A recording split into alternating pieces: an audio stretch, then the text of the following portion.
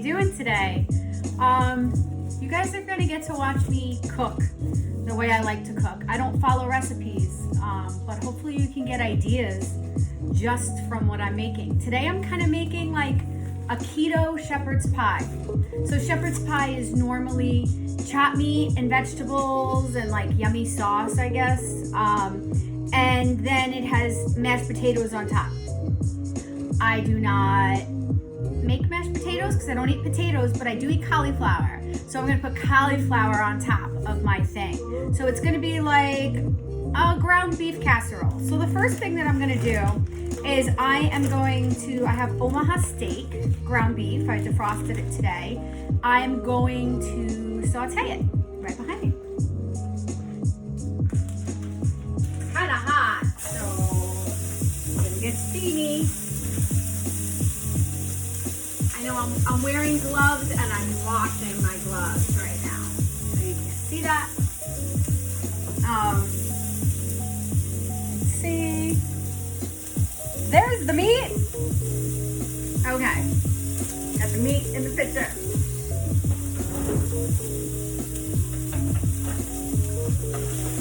Okay. So now I'm just gonna brown the meat right now.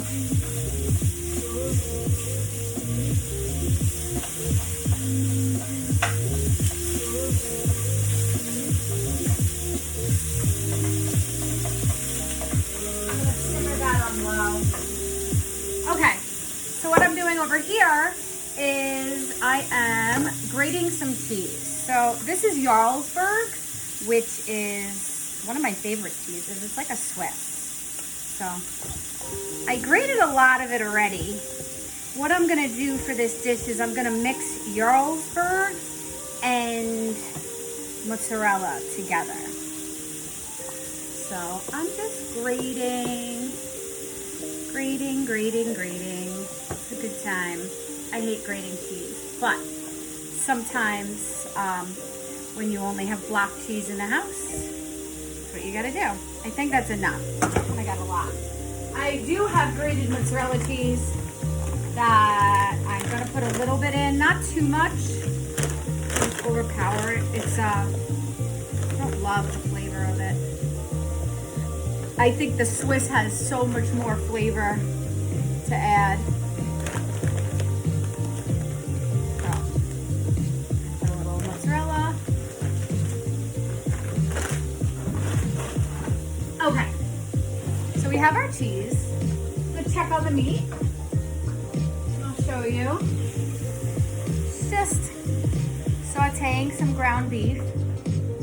Now, when I do this, I really don't have any rhyme or reason as to how I season it. I open up my seasoning cabinet and I look to see, there's my seasoning cabinet. I look to see what's in it. So I have this really cool Omaha steak seasoning salt. I'm gonna put a little of that in.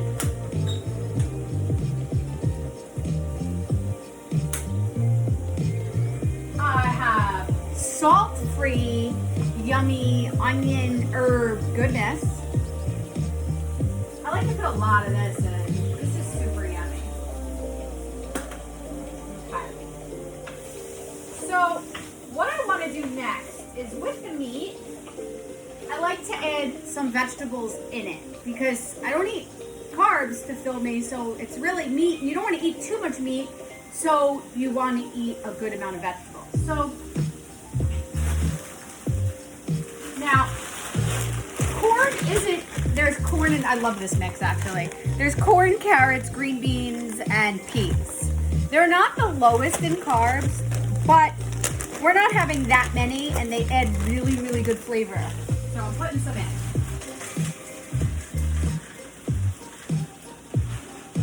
So essentially this is gonna be the bottom layer and the top layer is gonna be our cauliflower.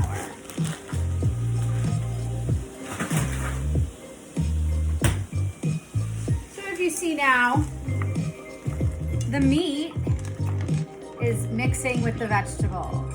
Everyone's hanging out in the pan.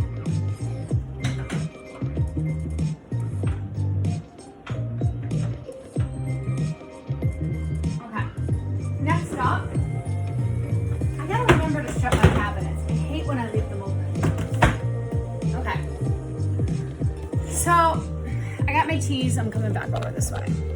Here we go. I got my cheese. It's so yummy. I was having some shreds of the Jarlsberg before. It's just really yummy. I know I'm gonna need Parmesan cheese too, because I'm feeling it. Parmesan cheese. Definitely gonna need some heavy whipping cream. You can use half and half too. There's a lot of fat. Butter. We need butter too.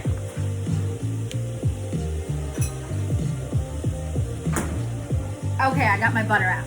Here we go. Do you guys ever get really hungry while you're eating? Like, I want to snack more.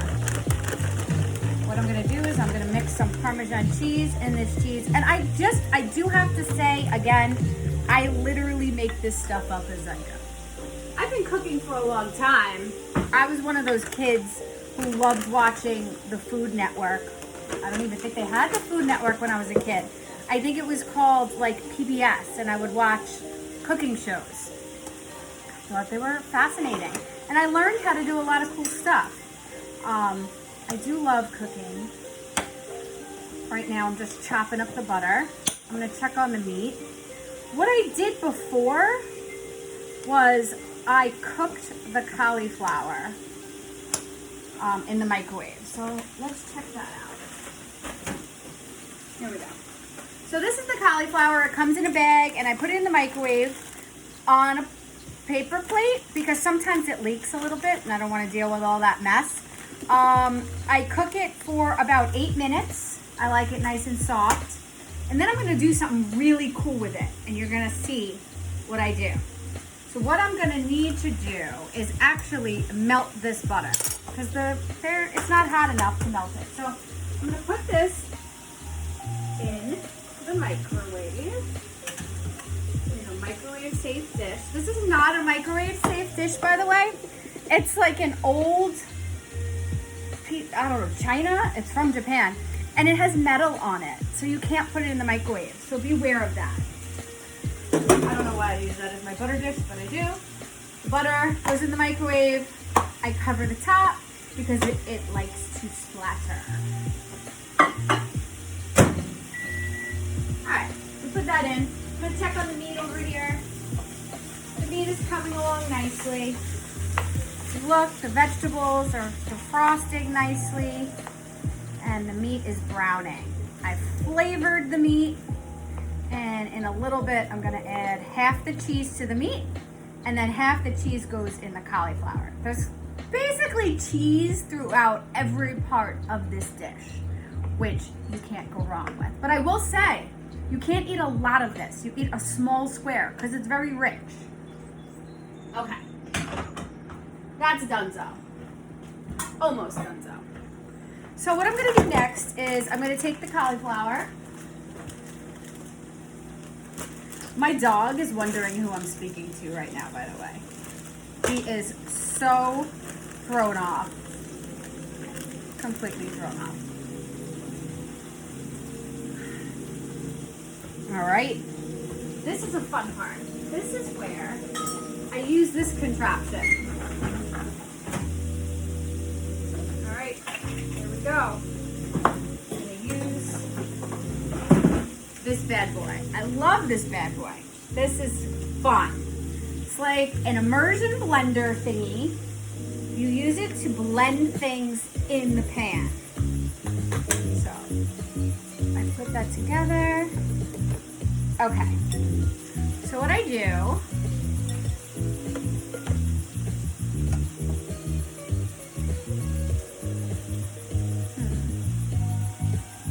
sorry, I'm just looking at the cheese.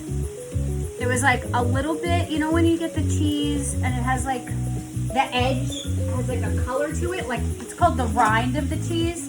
Like I cut off the outside, but it had like plastic, I don't know, wax. That's what it was, so it was a little bit of the cheese. Okay, anyway, you know me, I can go on my rants forever. Oh, hot. All right, the butter goes in. Now, my cream in.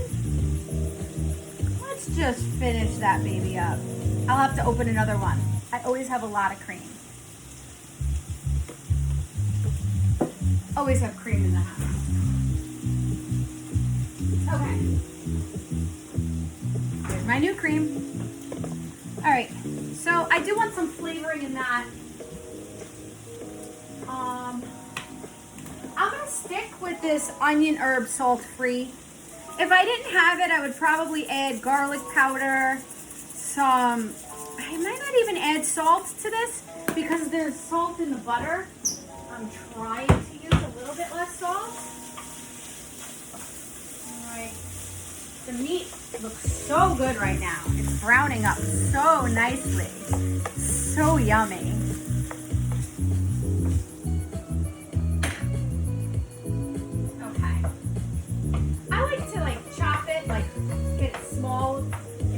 Too long, it fries up in big chunks, and I want small chunks. So what I'm doing is breaking it up right now. I want it to be, like real ground beef. Okay. So what I'm going to do now is I'm going to add some cream and cheese to the meat mixture. Okay. Once again, I don't measure anything. Good, I guess. Okay, some cheese hanging out in there. Good for me. So now if you see, I got all the cream and all the cheese and all the meat melting together. And it'll kind of hold it all together. Give it a really nice flavor. I love when I make this because I use different ingredients all the time and it never tastes the same. It's kind of fun. It always tastes good though. Okay. I'm gonna leave that on very low because it's technically done. It's gonna go in our pan a little bit. Okay. Next thing I'm gonna do.